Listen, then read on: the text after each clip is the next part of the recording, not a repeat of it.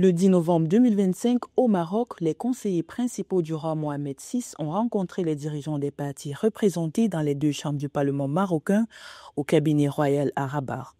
L'ordre du jour consistait à affiner l'initiative d'autonomie initialement proposée en 2007, désormais renforcée par la résolution 2797, qui la reconnaît comme un cadre crédible pour les négociations. La consultation met l'accent sur une approche participative réunissant les acteurs politiques autour de la vision royale afin de transformer les avancées diplomatiques en actions concrètes.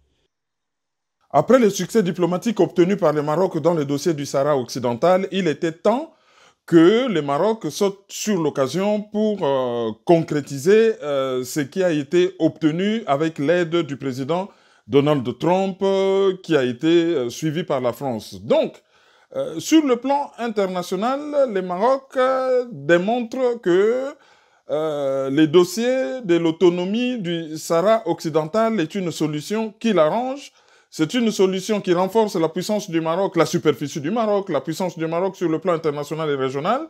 Et sur le plan géostratégique, ces pays se voient agrandir sa façade maritime, notamment du côté atlantique, avec toutes les richesses qu'il y a dans la zone économique exclusive. La portée stratégique de l'initiative dépasse le cadre de l'unité nationale. Elle aborde la question du statut des Marocains vivant dans les camps de Tindouf et signale aux acteurs régionaux et internationaux que le Maroc est prêt à mener la phase finale du processus de règlement. Sur le plan diplomatique, ce processus intervient à un moment où l'ONU a indiqué un changement d'orientation en désignant le plan d'autonomie sous souveraineté marocaine comme base des négociations, renforçant ainsi la position du Royaume dans la région. Parallèlement, la participation nationale vise à asseoir la légitimité et à projeter une image de consensus autour de la cause du Sahara, qui est centrale à l'identité nationale et à la stratégie régionale. Alors, sur le plan interne, c'est donner l'image d'un consensus sur la cause sahraoui, que tous les partis politiques s'associent au roi pour mener à bien ces projets qui constituent une cause nationale.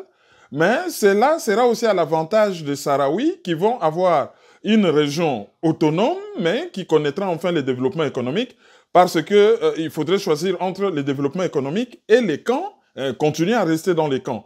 Et en même temps qu'on enverra à l'international une image des Marocains unis derrière une cause, en train de la concrétiser.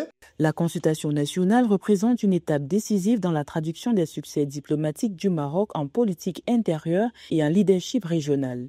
Soutenu par la résolution 2797, ce processus vise à garantir aux habitants du Sahara le bénéfice de l'autonomie, du développement et de la réintégration.